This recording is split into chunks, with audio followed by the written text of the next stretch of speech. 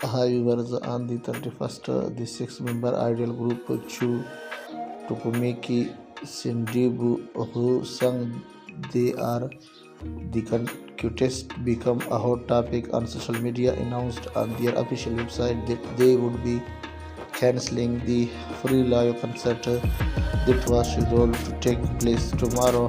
Interview with Chu Tokumeki Sindibu, preparing greeting in four languages for their dream versus tour. The official website announced the show Tokumeki Sindibu formation commemorative free live concert was scheduled to be held tomorrow, Tuesday, April 1st, due to the forecast of rain on the day in the strong wind.